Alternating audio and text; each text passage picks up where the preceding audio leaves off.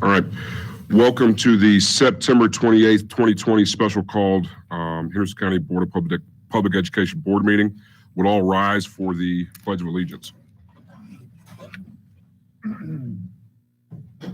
I pledge allegiance to the flag of the United States of America and to the republic for which it stands, one nation, under God, indivisible, with liberty and justice for all.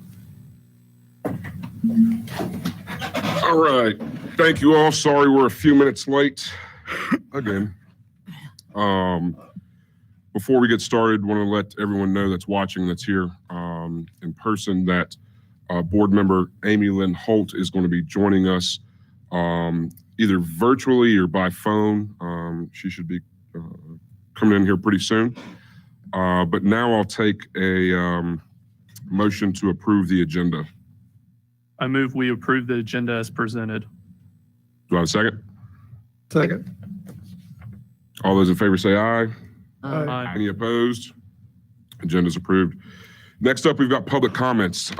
This time we were down from our high of 75 last meeting, and we had 7 public comments this meeting. We're going to go ahead and read those now.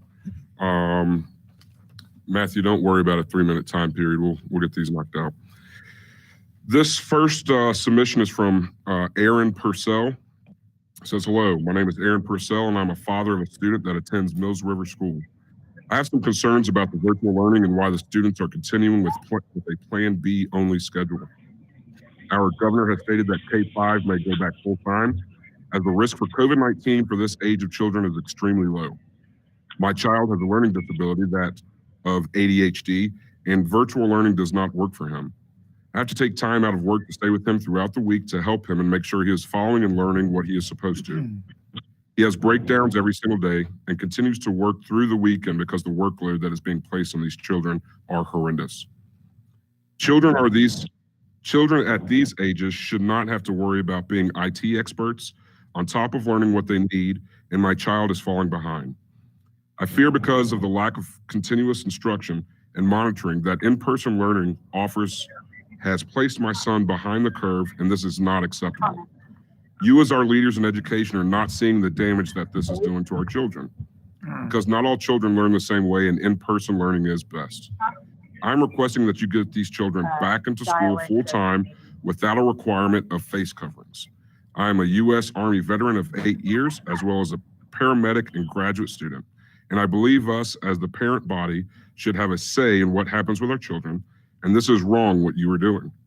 Myself and several hundred parents who feel this way are sick and tired of the games that are being played by politics, and politics have no seat in our children's education, and our voices will be heard.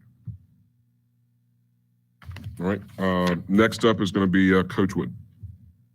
This is from Kaylee Hartman. Atkinson has 2 confirmed cases of COVID-19 within 3 days of coming back to school part-time in separate classrooms. We must stop trying to feign a sense of normalcy to the public when the science is already speaking otherwise. My mother is a teacher and is extremely high risk. Henson County Public Schools is negligently expecting her to continue working in person and with students daily. There's absolutely no sound reason as to why Atkinson is still open, and even the classrooms with the positive cases are not closed. This is a complete disregard for teachers, office staff, and students. Teachers are already overworked, underpaid, and underappreciated. You are now asking them to put themselves and their family members at risk and take on triple the workload for no extra money, no extra supplies. They don't even have the funding to supply the classrooms with plastic desk borders and adequate cleaning supplies, no extra help, etc. Maybe when there are no teachers left, either because they leave, retire, or die, you will truly be forced to care about this situation and rethink those absolutely negligent plans to throw children back into schools against the recommendations of scientists and medical professionals. All right, Mrs. Corn? This is from Reed Hartman. My message. My wife is a third grade teacher nearing retirement.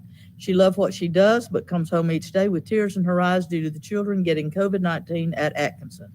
Only the students with confirmed cases are being isolated even after they have used public school areas such as the restroom and the outdoor equipment during PE or recess and been in the classrooms directly interacting with teachers and other students. The teachers are not being isolated or going back to virtual learning after direct exposure to children with confirmed cases. They are not adhering to social distancing guidelines or being proactive in halting the spread before an outbreak occurs. This puts the teachers and the other students at much higher risk.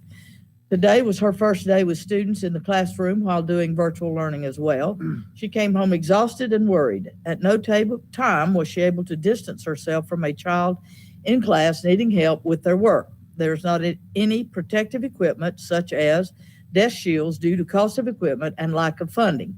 These could aid in adhering to the CDC guidelines. Within 4 days back to school, there are already 2 cases confirmed at Atkinson in 2 separate classes and 2 separate grade levels. The situation is rapidly escalating with no discussion of added safeguards. Again, this is only the 4th day back of in-person classes. I would like this to be discussed and possible solutions or advised to guide the parents or teachers being put into this dangerous position. Thank you, Ms. Corn. Ms. Case? Mine is from Holly Henson. Subject, let our kids come back. Message, today my 4th grade son was dropped off at the front door of his school for the first time in months with a backpack weighing half of what his father's rucksack weighed in the Army, a lunchbox and a mask adorning his face, which limits his breathing. My kindergarten daughter followed into school behind him, struggling to carry a similar weight on her tiny 5-year-old shoulders. I cry knowing that this visual imagery gives no justice to the unseen weight that our children are carrying right now due to the circumstances and limitations placed on them. They struggle to be excited about returning to in-person learning, knowing they can't actually interact with their friends. The psychological ramifications of these social distancing guidelines being placed on our children will be great. My son struggles with ADHD and SPD, both of which make in-person learning crucial to his educational success. He struggles to stay on grade level, and currently I see him drowning, barely able to stay above water. He recognizes his struggles compared to a neurotypical child, and he knows that virtual school is even harder for him. He verbalizes his frustrations and says he feels discouraged and continues to wonder why he can't give up. His confidence is being stripped from him, and he's left helpless. And as a mother, I'm left helpless. The system in place is failing our children in a gross manner. Data proves that it is safe for our children to return to school without restrictive masks, and as parents, we should be allowed to decide that for our children. Send our kids back and be considerate of the fact that the social distancing guidelines are in place now, are limiting in their social growth, their educational growth, and their psychological growth. Thank you, Ms. Case. Mr. Rapture? All right. This one's from Clay Caps. Subject is teaching children to insult President Trump.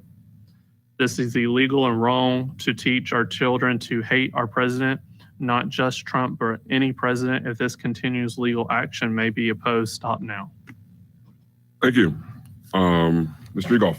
From Miss Julie Thraman. Hello, school board members. I'm a 3rd grade teacher at Atkinson Elementary. This week, our students were welcomed back. During the first 3 days with only students in grade K2, our school has had 2 cases of COVID-19. Our hardworking teachers have not been quarantined and are still working in our building. After seeing my own students for the first time yesterday, I was excited, but quickly became worried when I saw exactly how challenging it was for us to keep our distance and for the kids to wear their masks. My room is not nearly big enough to have anywhere close to 6 feet in between my 13 desks, and is only worse in the K2 classrooms despite all of our best efforts. We are unable to stay in a safe distance away from one another. This puts my students, myself, and my loved ones at risk. This year, teachers have not had input in the decisions being made that directly affect us. I feel that I am disposable and replaceable by the decisions being made for us. Teachers and staff matter just as much as everyone else. Why should we be forced into unsafe situations when we have an alternative way to teach our students? Thank you for your time. All right, and our final one is from Elizabeth Barber. The subject is concerns about teaching under Plan A. Dear School Board, I am a third grade teacher here at HCPS, and I wanted to express my personal concerns about teaching under Plan A at this time. Yes, of course, I want all my students back in the classroom, but only when it is safe to do that. I feel strongly that HCPS needs to give Plan B time to see whether or not it's going to keep students and staff safe. When the 3rd through 5th grade teachers met with our principal, several teachers expressed that Plan A would be easier. For me, it would not be easier than Plan B. On Plan A, 1/3 of my class will still be remote learners. With more kids in the classroom, it will be harder to feel that I am giving the remote learners the attention they deserve. Also, currently on Plan B, I have Wednesday afternoons to meet with my remote learners. On Plan A, there will be no set time to meet with them to provide the support that they need. 4 of my remote students are in Tier 2 and need the extra interventions. I would not feel that I was doing my job well if I can't help all of my students. On Plan B, my student desks are 6 feet apart, and I feel somewhat safe walking around the room and helping individual students. On Plan A, the desk will be much closer, and I will not feel safe walking around the room and getting so close to the students. I feel that the proximity of the students to each other inside of the small enclosed room in Plan A would be dangerous to the children as well. I know children learn better in person, but unfortunately, this is not a safe time for us all to be together. I hope the board will make a decision that keeps all students and staff safe and healthy. Thank you for allowing me to share my thoughts. All right, thank you to everyone that sent in a public comment. Next on our agenda is going to be the reason we're here, which is new business. First off, I want to make sure that Amy Lynn Holt can hear us. Can you hear us, Amy? Yes. All right, perfect. All right, so next up, new business. Mr. Bo Caldwell, take it away. Thank you. What we're going to do today is certainly talk about where we are right now, the accomplishments that we've made, and the students that are in the classroom, and then at the end we're going to talk about what's next. Let's just get right into it. And Dr. Bryant, Dr. King, as always, let's talk about return to learn. Okay, here we go. All right. Let's look at the numbers. Oh. Remember, we started this, as I keep saying, the superintendent, this is not an educational issue. We're going to do our best to educate the children. We're going to give them the best education every day for every child. Health issue is one we need to really also start looking at the numbers. Right now, the numbers are 13.5. We always kind of talk about those, where we really like for those numbers to be. We said 10. Remember, Steve? Ben said that 10 was a good number. 7.5 was really great. We were at 7.2, and August 31, we were at 5.8. Now, like I said, North Carolina, I think as a whole, if you've been reading, has been going up as of Henson County. So we're at 13.5 September the 26th. Let's talk about Plan B. You heard through comments about Plan B and where we are and what is Plan B. You know this. Remote learning for all students is in Plan B for an option. Face coverings, we have to have that for all the children, the staff, the visitors. In Plan B, social distancing is a requirement whenever possible. We do our best in Plan B to provide as much social distancing that we can. Cleaning is there. We limit non-essential visitors. I'm not going to go through the whole list. I do want to drop down to the bullet from the bottom, school bus capacity restrictions. Under Plan B, you can only have 1 child per seat. So I just want to make sure we talk about what is truly Plan B. Plan B is really not how many kids can you bring back as far as just numbers of classrooms. Plan B is, can you social distance and can you transport them with 1 child per seat? And that is the essential for Plan B with this other stuff. Dr. Bryant, Dr. King, keep going. No, just to remind everybody again, as we talk about Plan B that deals with grades 3 through 12, we're talking about an A day, B day schedule with the fully remote learners pulled out of that group. So we're essentially taking the families who have chosen face-to-face, dividing them in approximately half, and then they're attending on a rotating schedule Monday, Thursday, Tuesday, Friday, and it's a remote learning day on Wednesdays. Can you give us figures on how many are remote in each of these well, that's percentage. How many is the percent? How many, what's the number? What are we saying? It's 27% of what number? Sure. Sure. Right now, if you look at, because today was the first full day that we feel like that we were on Plan B. In other words, you got to remember we started with the pre-K through second, then we staggered, and then we went 3 through 5, and today 6 through 12. So you look for those where 27% A day, 28% B day, 19% is coming every day of our student body, and right now that number increases. We're at 26% that's fully remote. And Ms. Case, we'll get you those numbers of percent of what, okay? So quickly, since we started going back with our K through 2 kids a week ago, that fully remote number has gone up from 17% to 26%. Correct. Yes. And is that parents that were originally going K2? Did any of those parents pull their kids out and go virtual? We've had changes K-12. It's been a very fluid number, and having talked to principals again today, it continues to change daily. Okay. Are we going to put a stoppage on that sometime?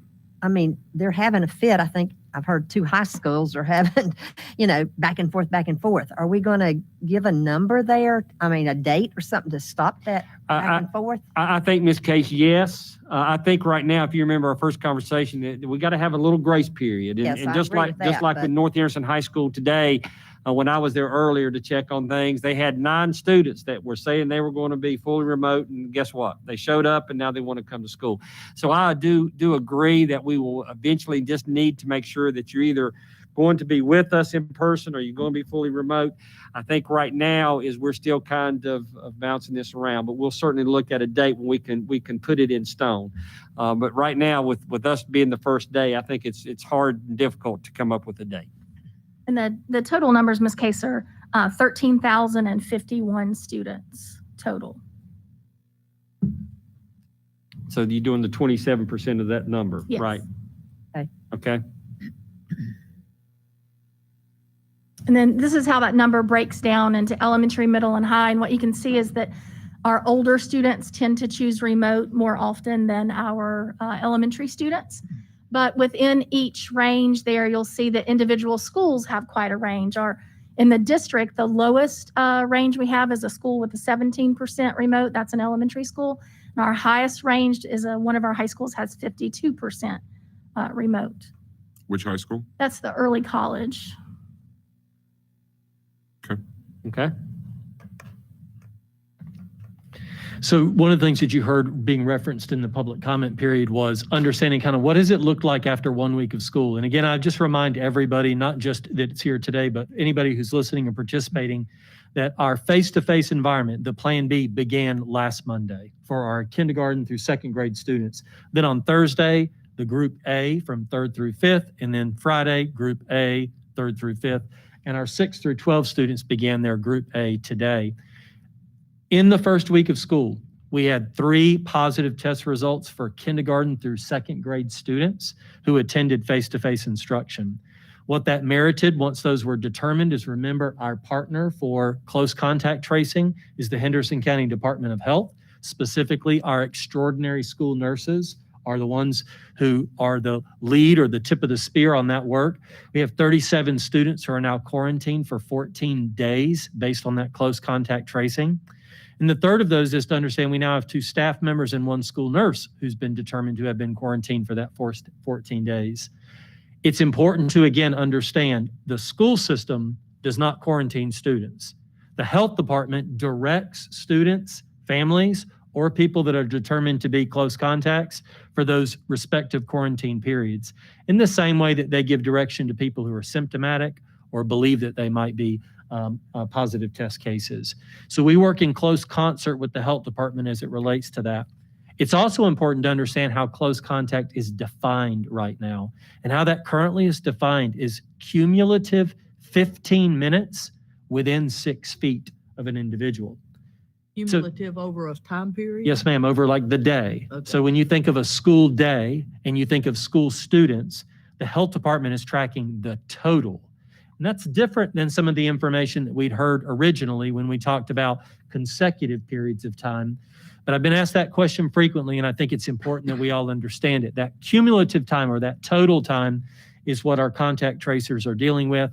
And so that is how that has affected the school system so far, specifically 2 school environments, Atkinson Elementary and Hillendale Elementary School. And that is current as of today. Yes, sir. Can we ask and I'm sure you know, but can we ask what days they were tested positive? I can provide you the day on which we were notified of the test results, and that was on Tuesday and then on Wednesday. So the second day. And Second the third day and the third day. That's correct. So they brought, yeah. And but not Thursday, Friday, or Monday. No, sir. This date is current as of today, when we walked in the meeting. Mhm.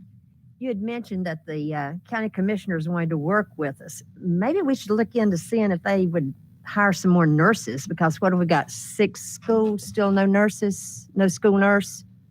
I mean, We have coverage at all of our schools, but we Yeah, don't they're have. going back and forth. some Yes, of them. ma'am. Yes, ma'am. But I wanted to be clear when we say that a school doesn't have a nurse, it may Right. mean that they just don't have a nurse full time.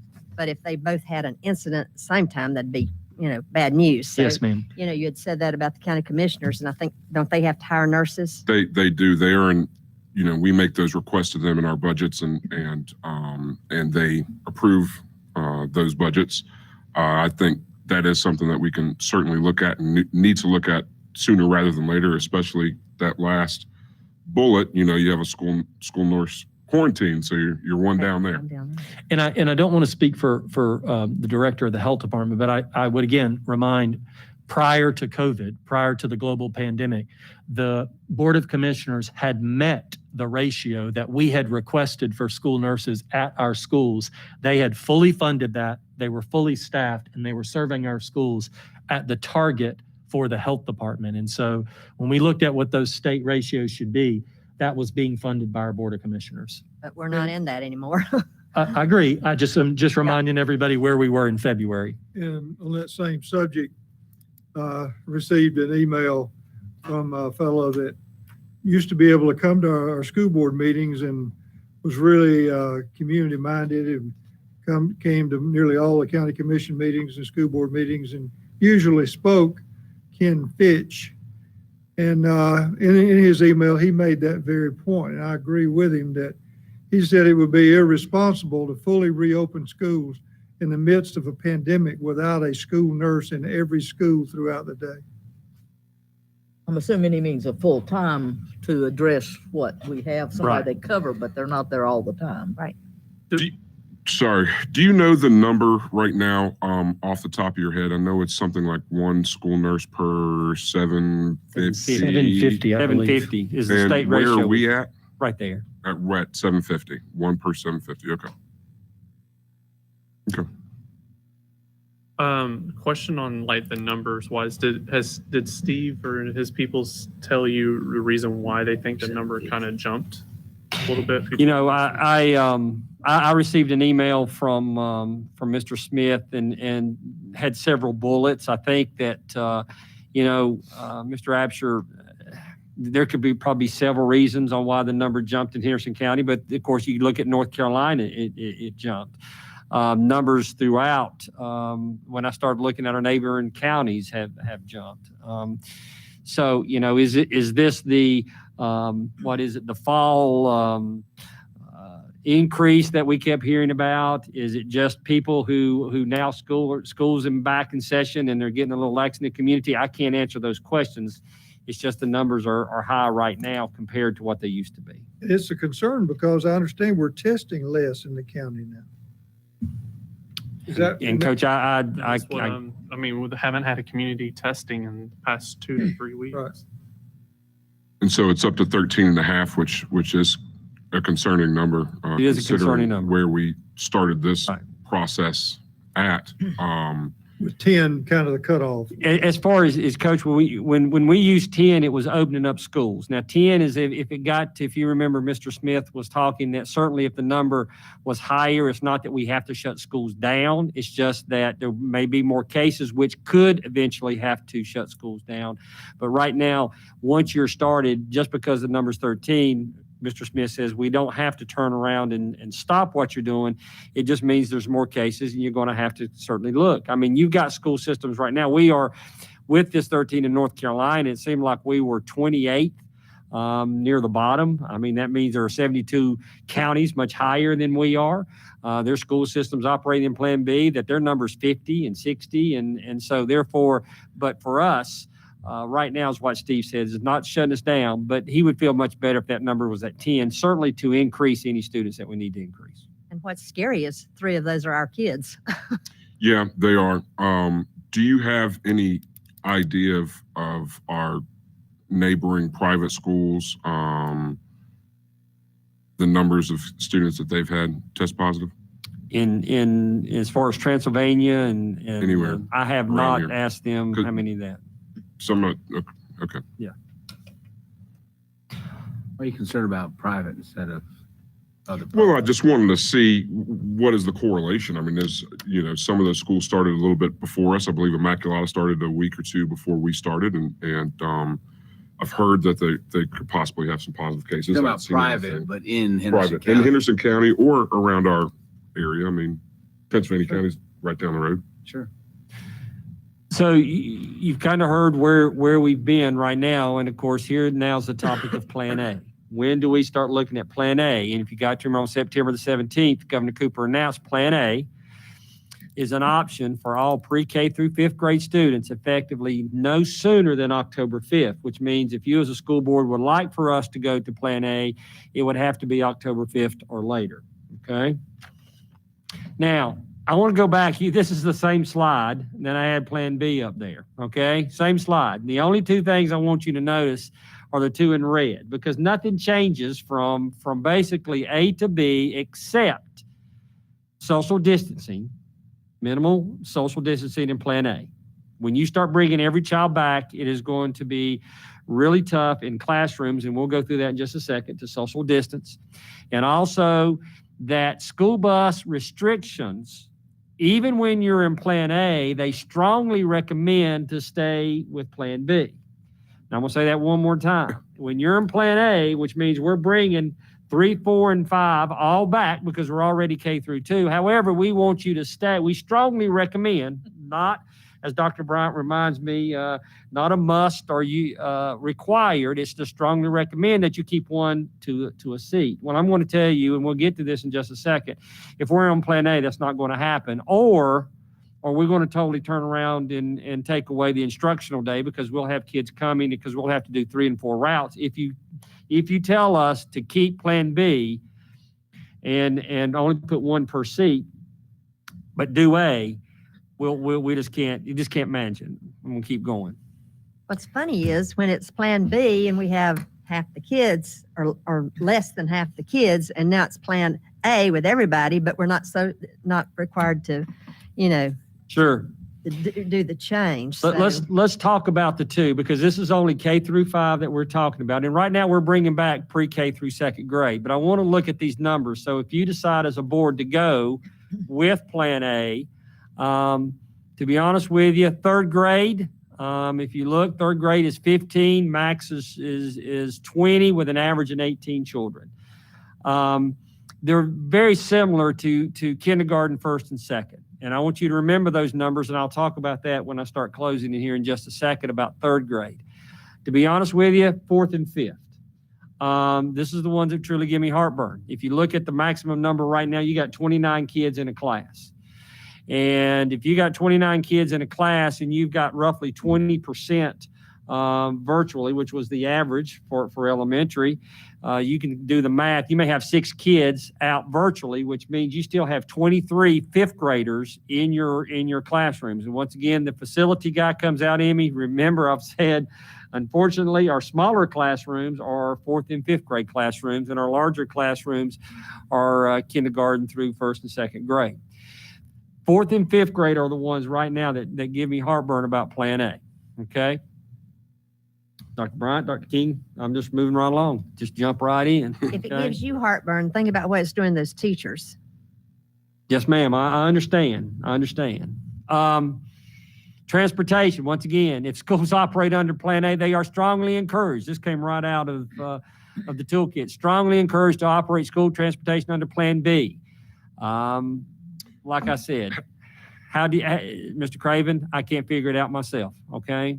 You can have minimal social distance in the building, but you still have to have maximum social distance on the bus. What they're I think is I think when they're saying in the classroom, you could have some at least maybe 2 to 3 feet, but if you put everybody on a school bus, they're sitting right next to each other in a much smaller confined area. Yeah, but if we can't get them there on time, what's the point? Well, I'm just telling you, here are the restrictions. And as a board, you're going to have to understand that whatever decision you make, if you're saying Plan A, then you're saying basically in 4th and 5th grade, there's not going to be much social distance in 4th and 5th grade, and you're not going to be able to require 1 per seat if we do it on October the 5th.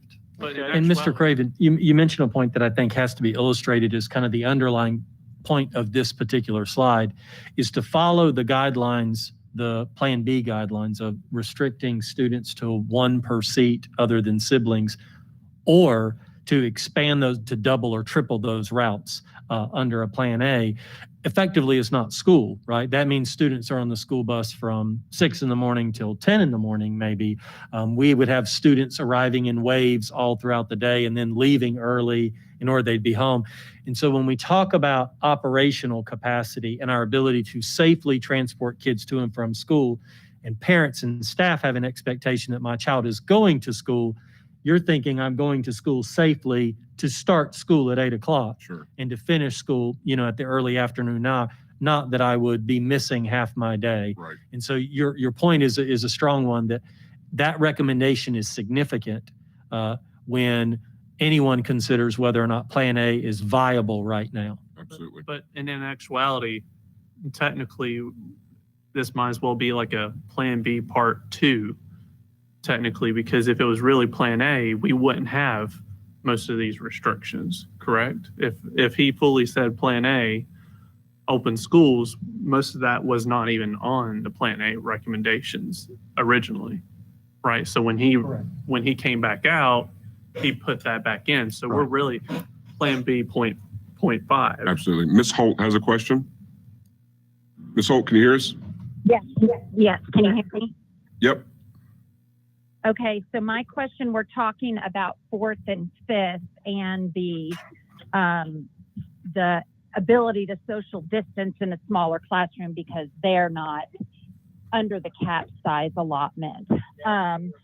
So what about 3rd grade? Because I know isn't it 18 at that level? Yeah, you can. I guess the slides. Dr. King sent out the updated slides earlier today. I think on page 8. The numbers are extremely similar to 2nd grade. Essentially, the average is 18 and the average is 17 in every other class. Right. So I was wondering how comfortable admin was. If we felt like 4th and 5th, there's no cap on how many kids can be in those classes. If we were discussing, 3rd grade, because that's the grade that they start end of grade tests. They have to be able to pass the reading test. There's a lot of new things that come in for students at that grade level, and the class sizes are much smaller. So I wanted to see what admin thought about 3rd grade coming back in. Absolutely. Bo? Ms. Holt, that's a wonderful question. And if you don't mind, I would like to hold that to the end because that's part of this presentation.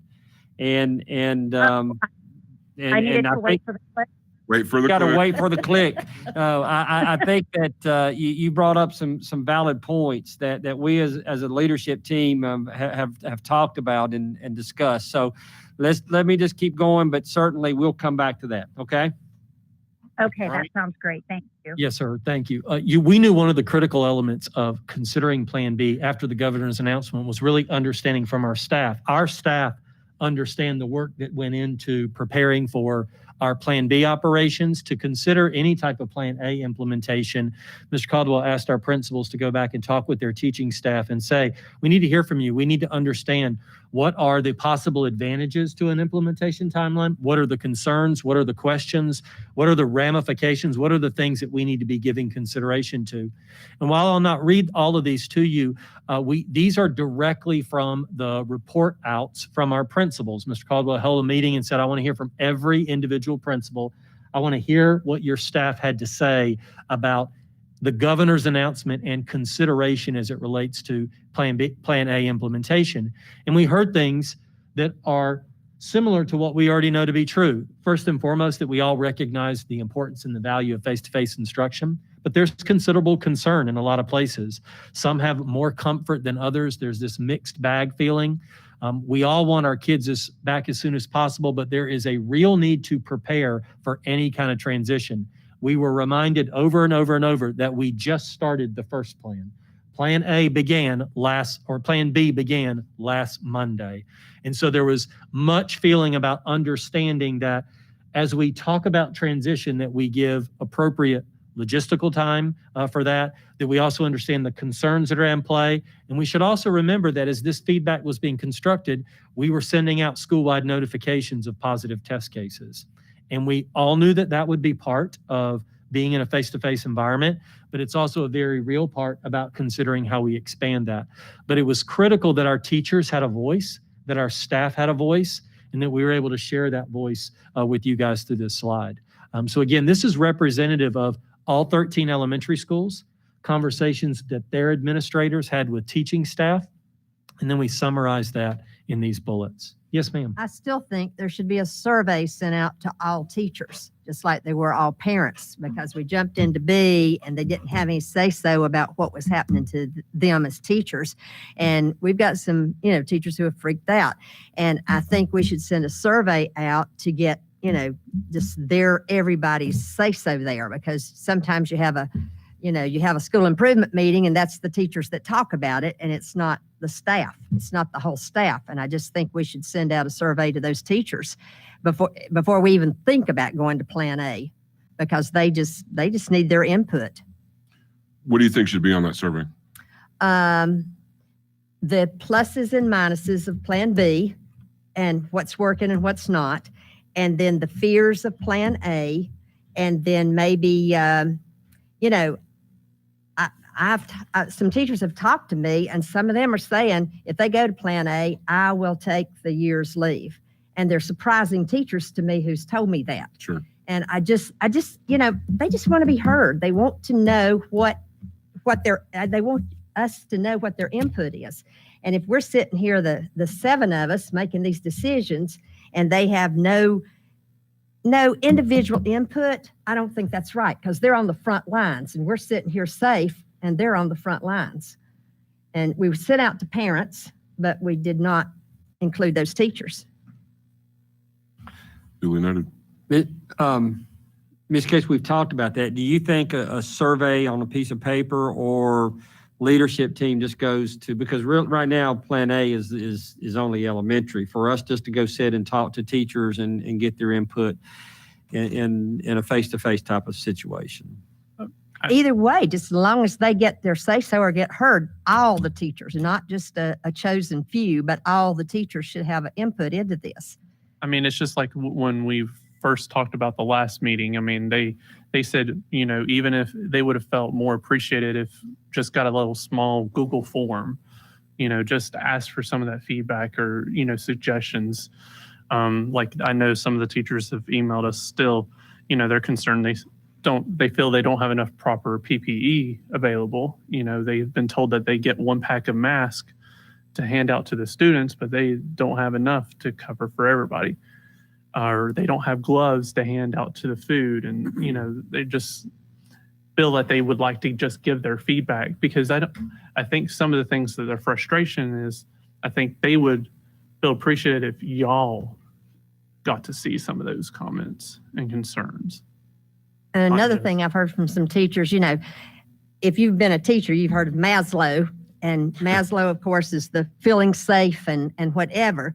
And then the Blooms is learning, and you can't have you can't have Blooms until you do Maslow and you feel safe. And I think that's where we're missing the boat here with teachers.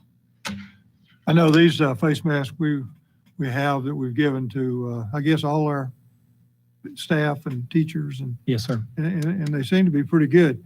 But do any of our teachers have access to N95 masks, which would be even better? Those are reserved right now for the medical community. They're not something that are generally sourced to educational environments unless they're specifically needed for a situation that's medical grade, like our nurses or otherwise. But N95 masks, again, the priority has been for the medical community. Have we started distributing a lot of those masks from the state that he Yes, gave sir. the allotment for everybody? Yes, sir. We 'Cause have. I know United Way, y'all did a really cool promo video to do those little packs or whatever. I just didn't know what the progress was on that. Well, the student ones, the first of those deliveries for the student ones as it relates to the United Way and the Party UNC Healthcare Partnership, those come in tomorrow, the first of those, and then they'll be distributed from there. Awesome. If you guys wouldn't mind, let's get through this. We got a couple more slides, and then let's go into how we feel about Plan A, where we're at with Plan B, Sure. where we're at with the teachers. But let's go ahead and get this. Thank this Thank you. process Let's talk about Plan A, when we need to implement Plan A and successes for Plan A. Dr. King? So we really feel like there are 4 key components to a successful Plan A implementation. In addition to like the community health data that we looked at, but from a logistical standpoint. And the first one is around communication. We have seen fluid numbers between remote and virtual learning. And as we talk about those class sizes and the ability to maintain some sort of social distance in classrooms, we would need time for families to communicate if Plan A is right for them. We've heard from some families they want their children back in school, but we've heard from other families that they like the idea of their child being at school socially distanced, but if the classroom size were to double, that might not be appropriate for them. And we, again, have seen those new numbers fluctuate. The second piece is that virtual learning it's difficult, and we need to find a solution where teachers perhaps are not having to teach their face-to-face students and their remote learners at the same time. It is incredibly difficult. And any of our teachers who are doing it would tell you that. As a matter of fact, I brag on them, but they want to do better than they're doing, but they're giving it their all. And we need some time to come up with additional models to perhaps have dedicated virtual teachers, which we have in some places, but not everywhere right now. Transportation, you've heard the challenge with that. A Plan A would require a lot of logistics to make transportation work. And then also the classroom setup. We've moved a lot of furniture out as part of Plan B and put it in storage or put it in stacks, different places. And it does take a change of physical classroom configuration as well. So, September 21st, we brought back pre-K through second grade students every day. And then September 24th, we did rotation of grades 3 through 5, A day, B day. And today was rotation of students grades 6 through 12, A day, B day. Right now, we are still, Henderson County Public Schools, we're still under Plan B. Ms. Holt, you asked me about third grade. And right now, I've got my principals, we started having a conversation about, let's look at grades 3, 4, and 5. But third grade, we're going to look at third grade first. I think if you start looking at third grade, we might be able to, and that is the word might. We've got still some work to do, that third grade still may be under Plan B.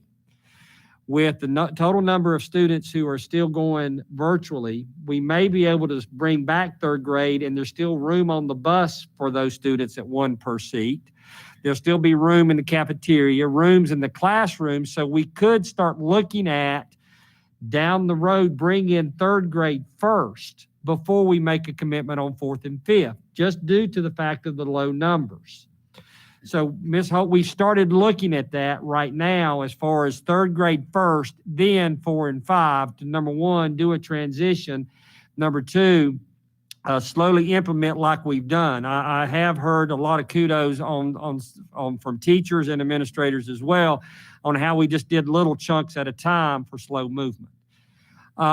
So yes, Ms. Holt, we started looking at third grade and looking at what it looks like. Could be a possibility that they could fall under Plan B. If not, we'll certainly need to come back to the board if you don't make that decision today about A, is to for us to say we can bring back A then. You're saying that we would look at third grade, they are already on Plan B, right? That's right. They're on Plan B, but we could bring all of them back face to face Oh. and still be under B Oh, okay. because of the low numbers of class size and putting them on the bus. Okay. There's no way you can bring back fourth and fifth and still be in B. Right. I get that. We might, and that is a might that what we're starting to look at right now. Okay. With buses, like how are we still comfortable? We still have a little bit of room on some of We've them? still got some room on some and some we don't. And that's why we've got to go through third grade, see where they live and see how that would impact the buses. You've got to remember, the other thing is today was the first day for middle school and high school. We had some buses that came in with 4 and 5 students. Now, it is the first day of school. Everyone realizes if you've been in school, the first day, basically nobody seems like hardly they ride the bus. Okay, we're going to get more and more bus riders. Now, what I like to do as superintendent is to see after 2 to 3 weeks, 4 weeks, where we are. We may be able, if the high school and middle school kids do not continue to ride the bus, we may be able to pull some of those buses from the middle school and high school and take them down to the elementary to help with third grade. If third grade's going to put us over the limit, we have to go back to A. And if not, that would certainly help us go from there. Now, Ms. Corn, you look like I've lost you. Okay, so you're saying that we bring back third grade all the students, but they'd still be on Plan B? That There's- mean they'd still be go A day, B B is our Plan B. So we, No, ma'am, I believe what we would be clarifying there is when the board voted for us to go Plan B back in your last meeting, Right. we made the commitment that we'd be looking at our youngest children first, and Right. we would work to phase in grade levels as soon as we safely could. So while operating under Plan B, third grade can be considered based on those numbers. But To go put- every day like Yes, ma'am, K2. just like K2. Okay. Gotcha. So all we would be doing is talking about how do we expand safely Okay, I'm with you. as we move forward. Right. What that requires, and I want to emphasize what you heard Mr. Caldwell say, is us paying attention to the successes of Right. our current Plan B and us determining what is working well and what is the health status of our community. Because the very first slide, the arrow is going the wrong way. Yeah. And we said we were paying attention to that number. We are. And so we can't now ignore it. We have to pay attention to that number. And so while our youngest children are our priority right now, we also want to make sure that that's being considered with what's working and not working under our current Plan B. That's why I think a lot of people are not they hear the word Plan A and they think, oh, it's all hunky dory. But in actuality, it's almost the same logistical nightmare as Plan B, just adding a little bit more on top of it. you've got to remember, for me, Plan A is very little social distancing, and you can put as many kids on the bus as you want to. Plan B, social distancing, only 1 per seat. That's why I'm saying we might be able to get third grade under Plan B face-to-face every day.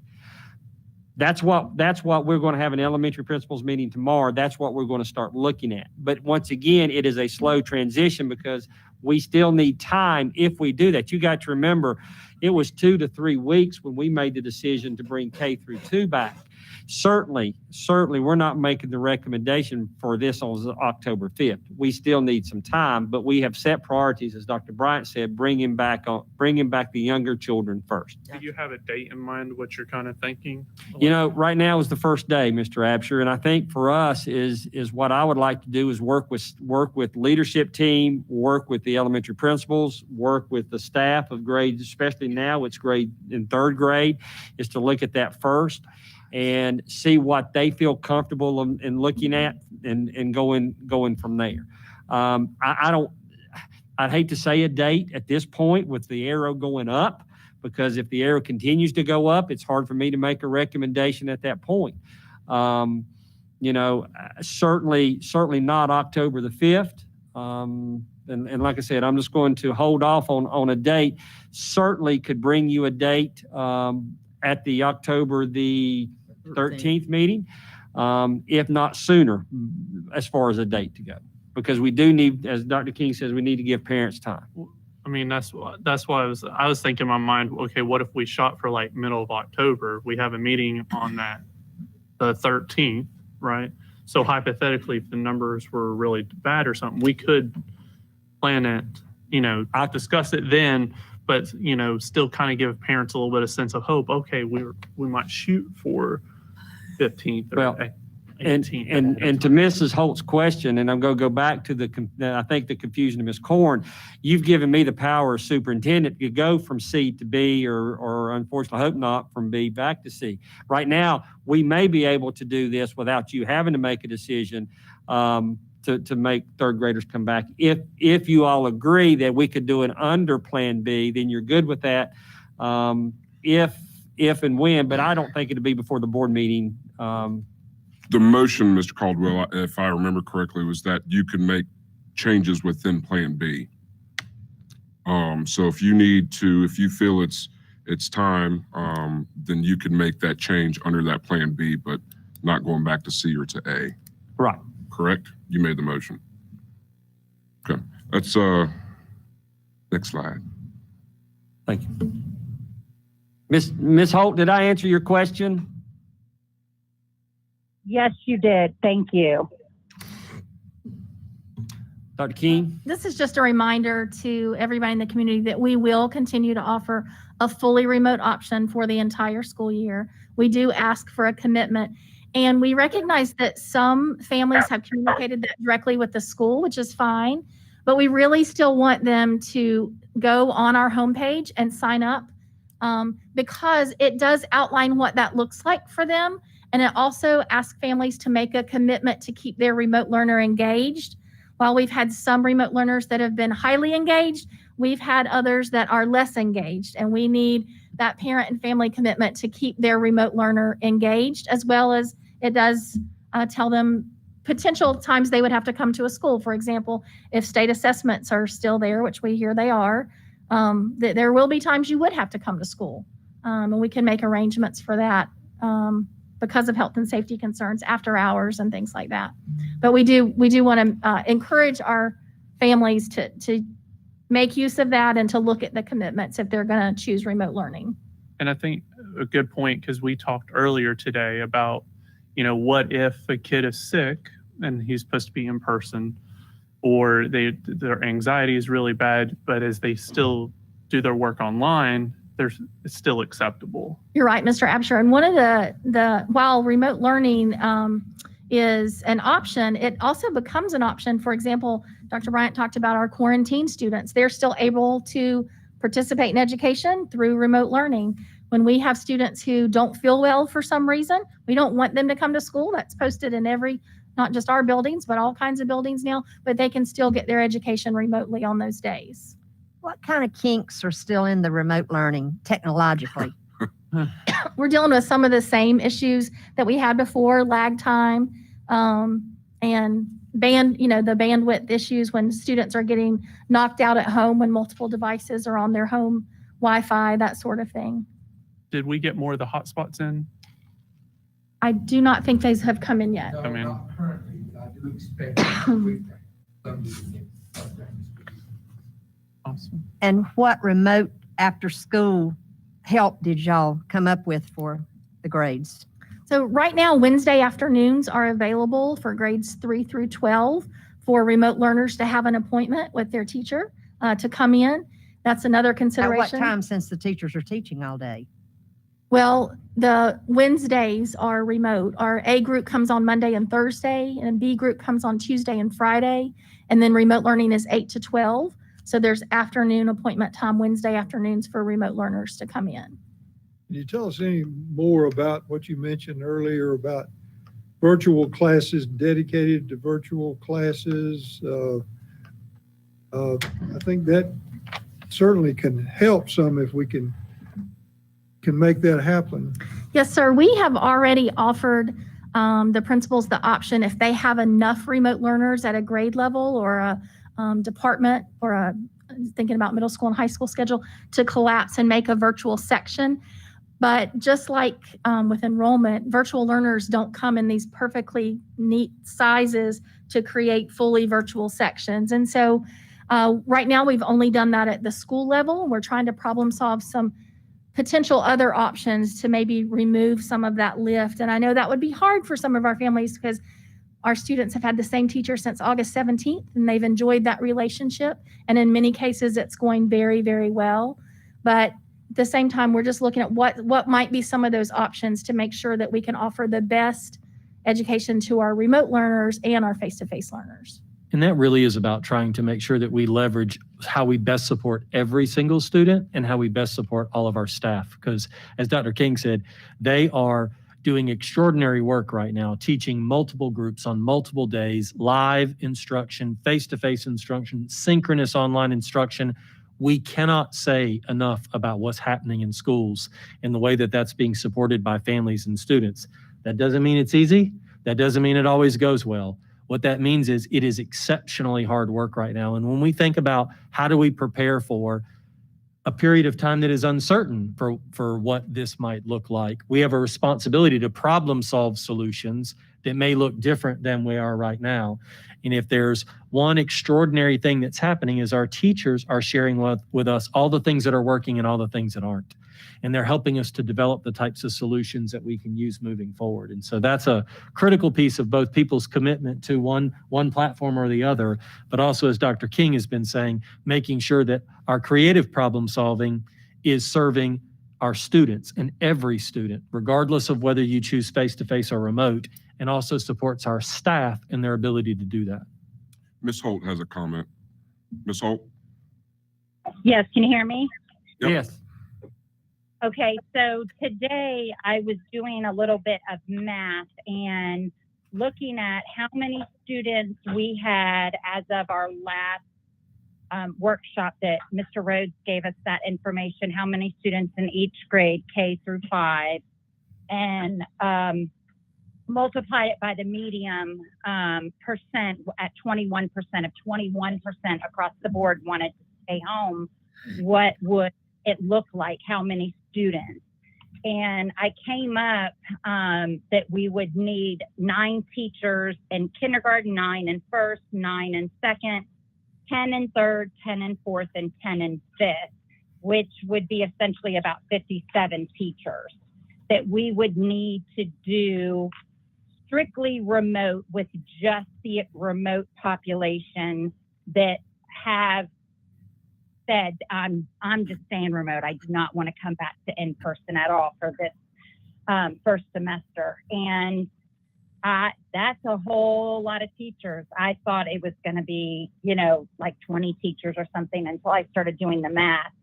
I know, just watching my daughter and my son online with this plan B and, them being out of the classroom and kids being in the classroom at the same time, I know these teachers it's difficult. And it's not, I'm not saying that they've not done a great job. They've done an amazing job, but I cannot imagine the amount of workload that's on them having to make this fit.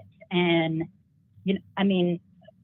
looking at how many teachers we need, if we were to just take that off of every teacher, 60 teachers for just K through 5, that's a whole lot of teachers. So I don't know as a district, it doesn't look like there's any way we can afford to do that. But, I've said it before and I'm going to say it again. I would love for there to be a strictly remote option so that, we don't have every teacher dealing with this. This is just a terrible situation to be in. This pandemic stinks. We're doing the best that we can do, and our teachers are doing a great job. But I feel for them, and I feel for the amount of work that is placed on them. And you would think, well, if we open it up and switch to plan A, I don't want to do that too soon either and cause another whole can of worms and issues. So There's just no easy answer. There really isn't. There's not. Ms. Case. Those Chromebooks, this digital that I read about the kids carrying those backpacks in or whatever, and I've heard that before. Have we got Chromebooks here that everybody can use at school yet? Was that not a goal that we had where they wouldn't have to carry them back and forth? There are enough Chromebooks, Ms. Case. Those Chromebooks weigh 3 pounds and 3.5 pounds, depending on which version you have. And we've worked with our elementary schools to talk about that process. The purpose in us asking students to take them back and forth was exactly what we've seen happen at Atkinson and Hillendale, which Safety, I is understand that. when a class becomes quarantined, they can go ahead and continue with education while they're quarantined without us having to ask quarantine families to get back out and come pick up a Chromebook at school. But we do have enough for every student right now. Have they been given out? They all have them, but we don't have enough for them to have one at home and one at school. We'd have to And I have, think some elementary schools are just keeping them at the school at this point. I think my kids bring their Chromebooks back and forth every day. I think a lot of what that particular person was talking about was the first day of school. So we had a tub of the things that we were doing, from the glue sticks to the papers to everything that we were doing for my kindergartner and second grader especially. And then on that first day, we were taking all that stuff to school so that they could have it there for face-to-face. And it was a lot. My wife ended up dropping them off, I think, the Friday before school even started to try to help with that process. Every day since then, the only thing that they're bringing are the work that they've completed that they're showing us, and the Chromebook so that we can clean it, so that we can charge it. There's really nothing else that's coming back in their backpacks. And we should probably be a little bit more cognizant of that, so we're not having fifth graders or 5-year-olds carrying, a ton of stuff. But Right. I haven't seen it with my kids so far. And I think the schools, some of them even has little carrying cases for the Chromebooks, right, that y'all provided. All of them, right? Mr. Fender. All of our kids have Right. the protective Okay, cases which is awesome. for those. What we did, but once again, we gave the principal the freedom. If kindergarten and first grade, if they just felt like it was an issue, they're keeping them in class. Some schools are toting them. It's basically, they're working that out at the school level. And the kids who are on paper, how are they dealing with all this? They have a rotation to pick up and drop off assignments. Because of the way the state has the accounting manual for attendance, you can be counted present by completing your paper and pencil assignments and turning them in. Most of our schools have a 1-week turnaround for pickup and drop off. And those students also in grades 3 through 12 have the opportunity to come in for tutoring on Wednesday afternoons if they have an appointment.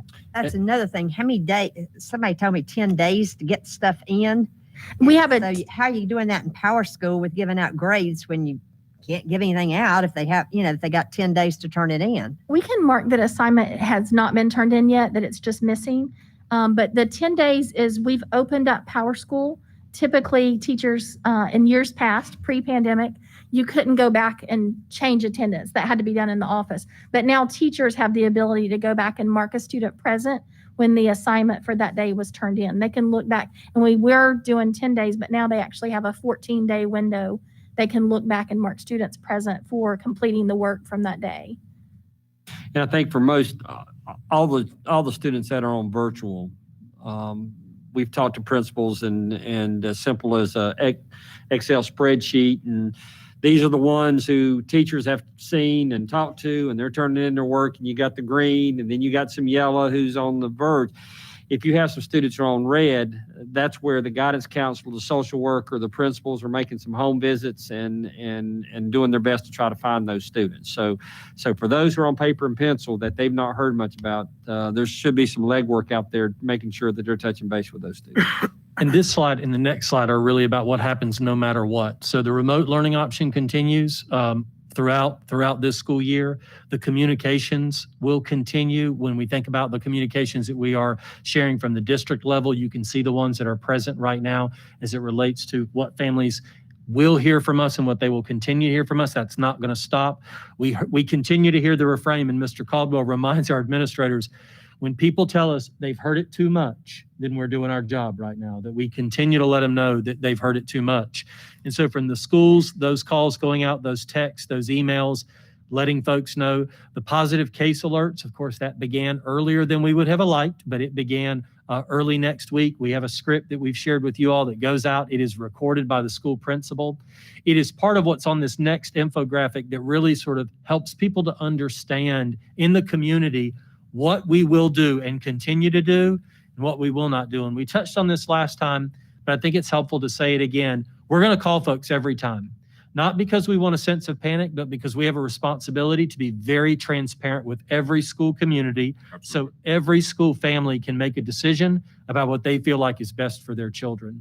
And so we're going to continue to do that. We're continuing to partner with the county health department as it relates to who's doing that contact tracing. I talked about that at the beginning. And again, we're going to attend to the piece of honoring people's private health information. No matter how many times we're asked, we're not going to tell what that is. We're not going to share personally identifiable health information. And we're not going to just close the school because we received word of a positive test. That was a phone call that happened. We sent out a couple of those phone calls last week and we received questions. Are you going to close the school down? No. We're going to follow the guidance from the health department. We're going to pay attention to what we learned from that. And then we're going to make informed decisions based on what happens from there. And so we've referenced this document because it's part of our continued effort to really communicate to parents and families what's happening in the school system, and also reminding them that that's going to be an ongoing communication every time that occurs. So question on Sure. what's the cluster? Because there's different definitions of the cluster. Yes, sir. Many- Cluster is 5 or more at an individual location at an individual time. So let's say, for example, we'd heard last week that we had 5 positive test results at a single site that day. That would be a cluster notification, and that would be a district-wide notification. So at that point, you'd hear me, and it wouldn't be to cancel school for snow, right? It would be letting you know that we had a cluster notification at a particular school. That would go to all school system families because we realize that might impact more than just one school community. So while those notifications for Hillendale and Atkinson only went to those 2 schools, we didn't send it to their feeder schools or to their middle schools. Cluster notifications will happen at the district. And the cluster is by one day. Yes, sir. Typically. Yes, sir. Or if the health department says, hey, we learned this over a 12-hour period from the end of the day to the beginning of the next, and they've determined it to be a cluster based on location or families, we're working with them on that I determination. know there's just been so many questions about Sure. what is considered a cluster and when would we move. Have y'all decided how many teachers or how many students have to have it before we do close down a school? Or is that still out there in the Yeah, that's been clouds? a conversation that we have with the health department regularly in determining, for example, like in these cases, if you can determine whether or not the transmission occurred at school or how wide those quarantine periods would be, I think those are the things that are going to inform that. We know that when we get a positive test result on the second day of school, that's not because of something that happened at school, right? That's something that happened in the community and then was brought to school, as Mr. Caldwell talks about. It's really going to be an ongoing conversation about what the level of concern is based on what information we get. I think, Ms. Case, there are two things that could shut a school down. One is what Dr. Bryant said, is the number of cases that we have, and if cases are spreading within the school. And to be honest with you, Mr. Smith from the health department would probably make that call. We would know, to be honest with you, he would know more about that and let us know, saying, look, you've got school A over there that really just needs to be shut down for 14 days, but everybody, because it is just right now just passing it.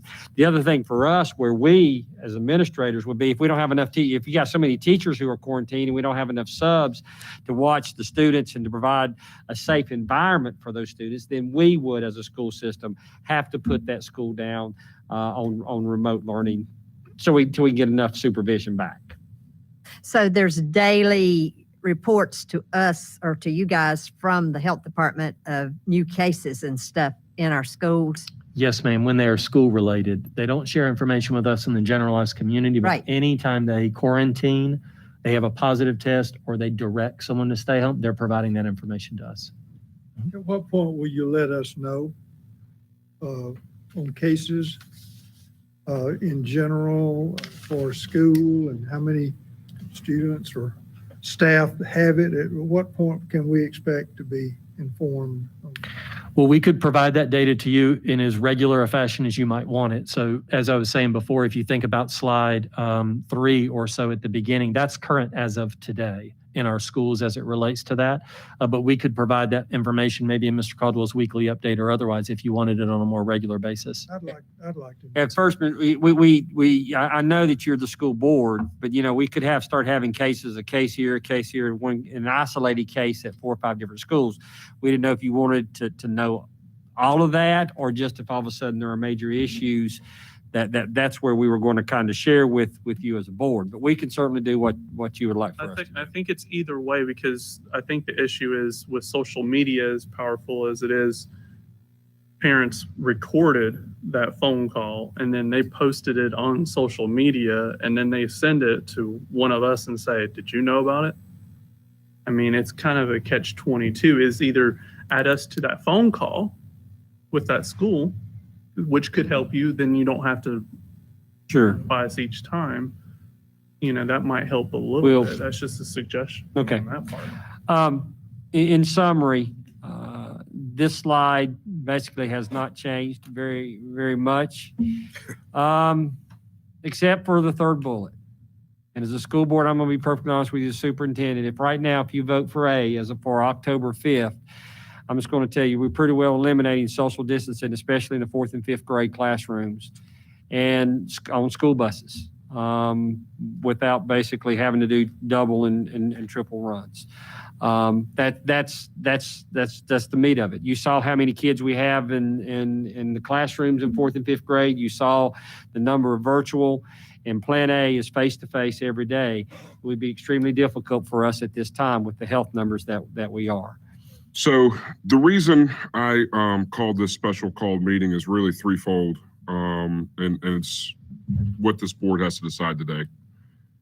One, are we going to go to Plan A October 5th or sometime in the future? Two, are we going to stay Plan B as is, being that our middle school and high school just started today on Plan B? Or do you go to Plan C, back to all virtual? I invite any and all discussion to get us to that point, and see where we need to be. We've heard from the administration team that Plan A right now does not seem to be where we need to go, which I agree with. I think there's a couple of issues that we need to figure out before we start doing too much more, and that's one is teacher workload. We know that we are absolutely crushing our teachers. We have to find a way to be able to take some of that work off of their back. We have to be able to support them as much as they're supporting our kids. Our virtual learners, virtual learning is looking different now, and I think a lot of our virtual parents are going to have to understand that. It's going to look different. You might have a different teacher. You might combine with different classes. Amy did the math for us. It was a big number to hire that many teachers, and as I've talked to Mr. Scott Rose, our chief HR director, they're not out there. They're not there to hire. So how do you hire people that aren't there to do that? And then I think we need to start looking at some long-term planning. I believe Mr. Egoff said it first, and I kind of echoed the sentiments, is that I think this is the future. Virtual learning is going to be, in some way, shape, or form, is going to be implemented in our schools from now on. I do believe this is a fundamental shift in how education or public education is going to be delivered. And I think we need to start looking at a complete virtual model for our schools, and that can look a number of different ways, whether it's having a principal and having a separate school that has a principal, a K1, 2, 3, all the way up through 12th grade. But we need to start looking now at the long-term plans of what this can look like. But it doesn't help us today. And so I want to invite some discussion on where you think we are, where do you think we need to go, how do we need to get there? So the floor is yours. I do not think we should go to Plan A. We haven't let Plan B work out yet, and I think we can learn a lot from that. So I am totally against going to Plan A. The one thing I want to talk about is one thing we don't have is consistency, and I don't want to go to A and then the next couple of weeks, so the numbers change, go to B, next couple of weeks, go to C. Oh, then the numbers drop, then we go to A. That's not going to work for anybody. And today is the first day of B. The only thing, I was talking with some people, some teachers, some other board members.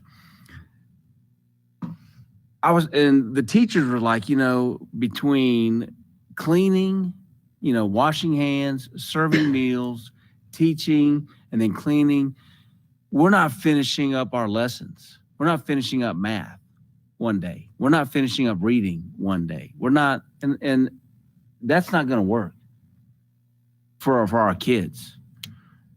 We've got to figure out how to do this, and it's not going to help by changing. But the one thing I thought about, and I would have to leave this up to the group, would A be better for the teachers for K through 2? You definitely couldn't do A for 3. We could work on that. No way possible to do A for 4 and 5. But would it be easier? Because the teacher I was talking to, they were like, there's just no way that I can socially distance these kids and teach them and clean up after them and feed them. It's just not possible. So it'd be easier on the K2 teachers to live in the A world. And I'm not, believe me, I've been hell-bent on going back to school. So I don't want y'all to say I'm pounding my fist, because I'm not. I'm asking y'all, and Miss Case, she was a teacher. A lot of y'all teachers and principals here. I'm just wondering if it'd be easier for the K2 teachers to live in the A world, but you definitely can't do, and you work, see if you can do 3rd grade. Definitely can't do 4th. Definitely can't do 5th. Too many kids, too many, we've all said that. And then finally, I had a lot of things to say and I've forgotten half of them. So if I think of them, I don't want this to be my only time that I'm allowed to talk. Oh, no. Talk So I'm gonna take a time out, and then Anytime y'all you start talking. If I think of something, I'm gonna speak up again. Perfect. Miss Holt has a comment. Miss Holt. Okay, so Jay, you had me laughing the whole time. So I think you need to have in mind, and we all do, that we're going to be doing A to B to C, even though we don't want to be. It's going to happen. We're going to have to. This is going to be so fluid because we're going to have issues. I don't want it to be flipping back and forth either, but our school communities, they have to realize that we're going to have to just all of a sudden Tuesday morning say, that's it, Hendersonville Middle shut down, or, whatever it is because of cases. We've got to keep them safe. But, I'm on the side with you, Jay. I heard that announcement from the governor and I was like, let's do it. October 5th, let's start. And then I started digging into stuff and especially when staff sent us the emails of what things would start to look like. I definitely feel like we could not go to plan A for kindergarten through 5th on October 5th. There is no way, no how. We've not been in school long enough. We need to kind of go through this B model.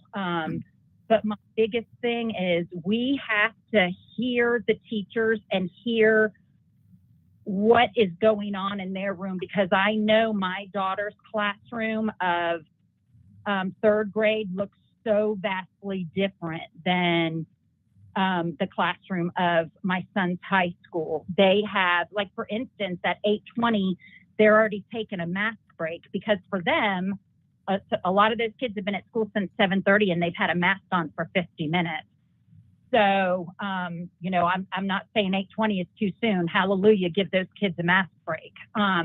But just like you said, Jay, things do not look like they looked like for them a week ago. It's way different. That having kids in the room and and they're not getting through the lessons like they did, which is okay. I just do them in the afternoon with my daughter. It's not fun and I don't like it, but I realize that's what has to be for now. But I think, like Ms. Case was talking about a survey or something, I don't know if it needs to be that, or so that we can kind of get a pulse quicker, or if it's having like grade group discussions in each school, or a kindergarten, in all 13 elementary, doing a virtual meeting or something after school where we can get the pulse on kindergarten, what's working and what isn't. However, admin feels that it's best, but there are a lot of things like, okay, they're doing breakfast in their room, they're doing lunch, in their room or outside, and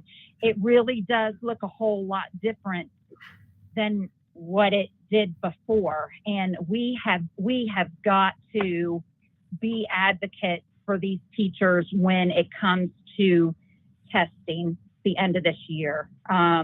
Our testing it's not going to look like what it did in the past, just for the simple reason. I mean, if we weren't even dealing with this, our kiddos missed the last 3 months of school last year, but then let alone, what they're going through this year. Our teachers have to be held. I mean, I would love to see no testing at all, for the end of the year, but, I'm in agreement that I would love to see them. I'd love to see everybody on plan A, but we have to do it smartly, and we have to do it in phases and figure out what's working and what's not working. That information is going to directly come from our staff, and even with like custodians, like what's their level of job difficulty now, and what is it going to entail if we go to A? What is it? This just isn't any fun. I don't want to do it anymore. Can you imagine what bus drivers would be feeling if we went to Plan A? No, it's a lot. So I'd like to expand on that a little bit. As far as sending out a survey, I think Amy's right. Surveys you can do in a lot of different ways. Do you survey everybody, and a high school teacher might have a different point of view than a kindergarten teacher right now. That's what you need. Or do we survey based on school, on the schools, and how do we segment those surveys, and how do we really, if we have 50% are like, yeah, bring them back, or no, don't bring them back. How do you deal with that data? What do you do with it once you have it? And I think that's the important thing, is what are we going to do with that data once we have it? How can we make it safer for them while also giving our kids the best robust education that we can?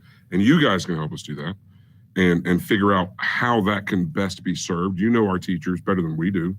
How can we hear them and make sure that they feel heard and have their concerns met, while also being able to deliver robust education? I agree with what you're saying about the surveys in this case. The one thing I question, though, if we're trying to make a decision about A or B, right, for K through 5, sure, and if we ask the middle and the high school, it's good data, but would it not? It doesn't matter for this Plan A right here, right now. But it could help down the for road. future Absolutely. plan. I mean, I think the point on the survey is not necessarily on personal feelings, right? Which everybody has a personal feeling about the situation, but to allow them to express, hey, I would feel more comfortable if I was able to get another face shield at my desk, or, I could really use this technology equipment. And if we can gather all that data, hypothetically, we can get a number that we can take to the county commissioners and say, hey, technology wise, we could use another, $500,000 to help us purchase. But who would you ask?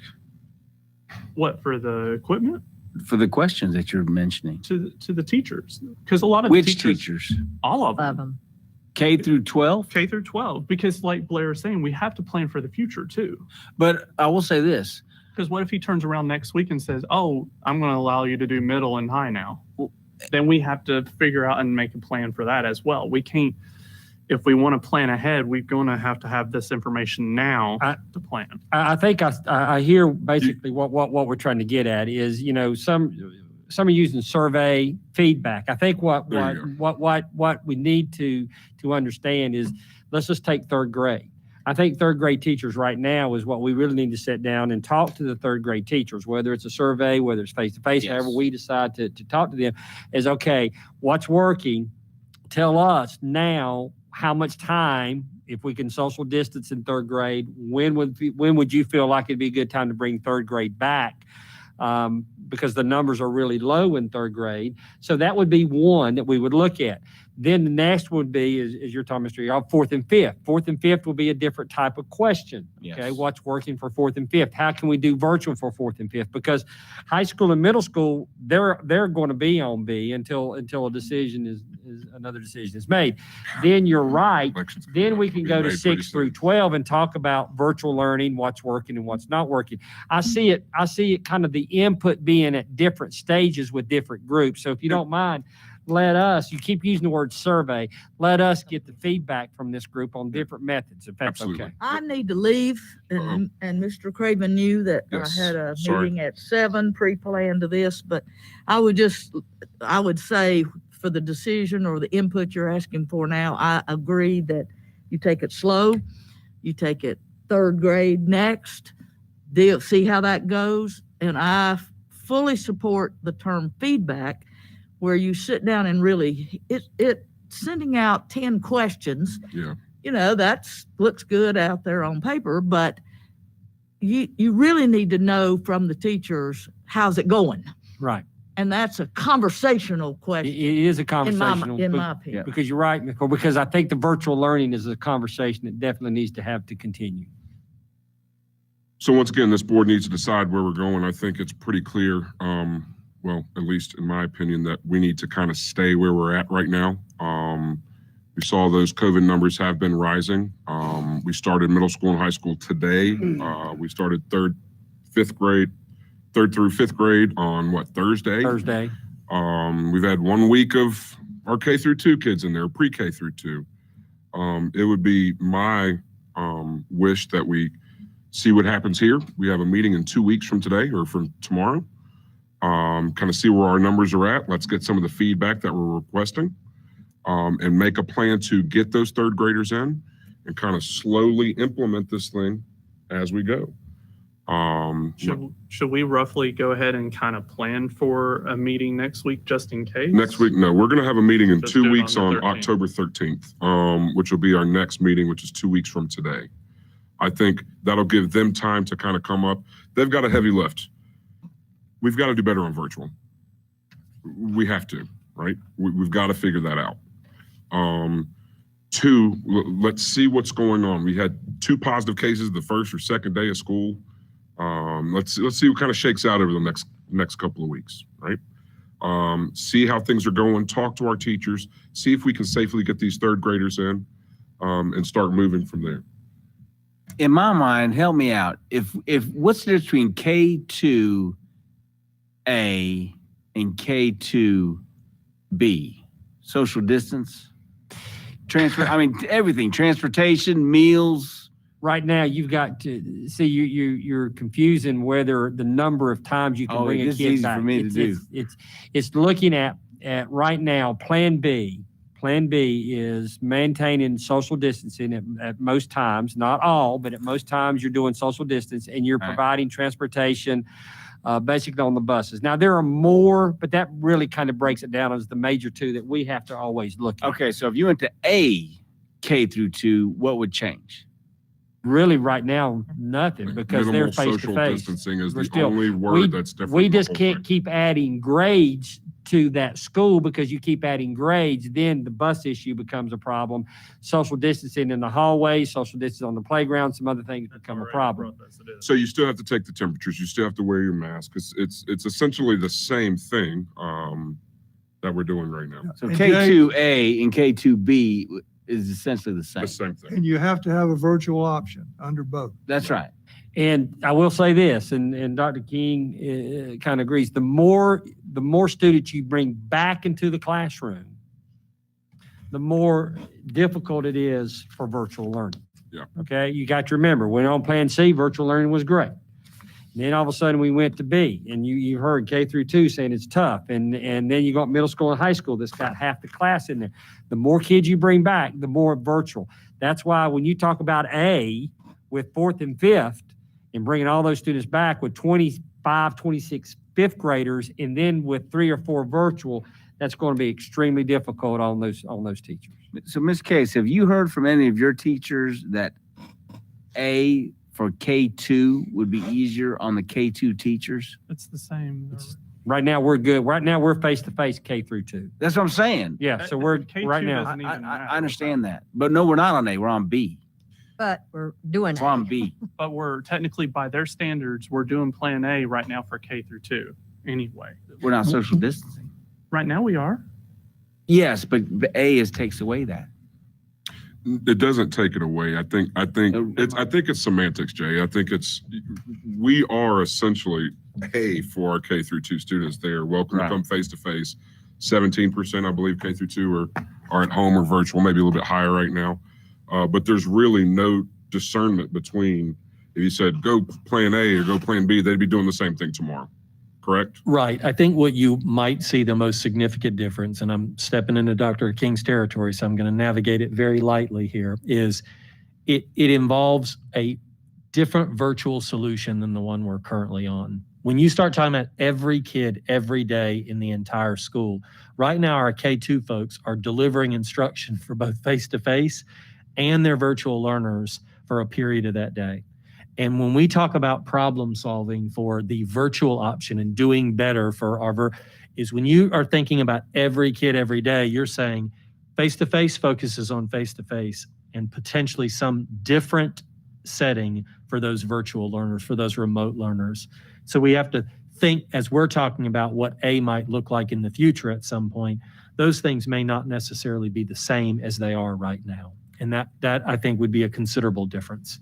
And another group we haven't mentioned is the assistant principals and the principals. I mean, their jobs with transportation and with, everything. And some of them are running the isolation rooms and whatever. It's pretty awesome job there too. So they're on the front lines also. I could not agree more, Ms. Case. And I'll remind everybody that October is Principals Month, and we all need to thank our school administrators this month that's coming up. But your point about our administrators often are bus drivers because we don't have enough bus drivers. You talk about the logistical implementation of A, when your principal is one of those bus drivers or your assistant principal is one of those bus drivers, that becomes problematic. Yeah. And those principals are worried about their teachers too. Yes. Assistant principals and principals, they are very stressed about their teachers.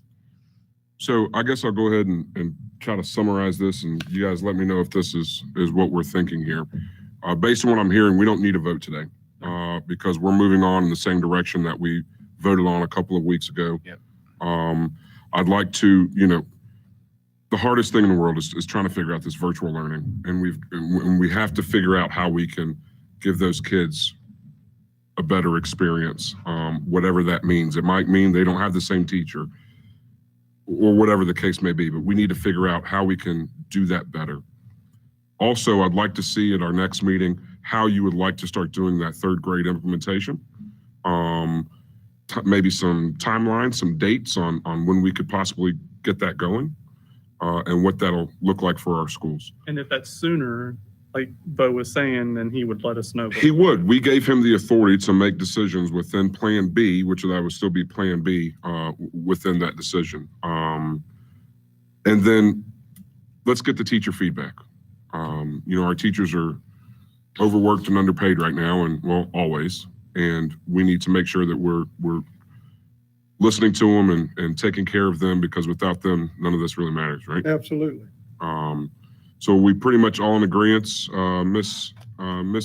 Holt, still with us? Yes, I'm with you. Yeah, I agree. I just want to say, when we keep saying a better virtual instruction, in no way do we feel like it's not adequate or they're not doing a great job. No. It's just really, a better virtual thing really means like less work on the teachers and less stress for them. And Yeah, it's, thank you. yeah. Thank you for pointing that out. That's exactly what I mean. It's not saying that the teachers aren't doing a great job. It's just we need to take stuff off of the teachers that are there, if possible, right? Does anybody else have anything else they'd like to add to this discussion today? All right, I'll take a motion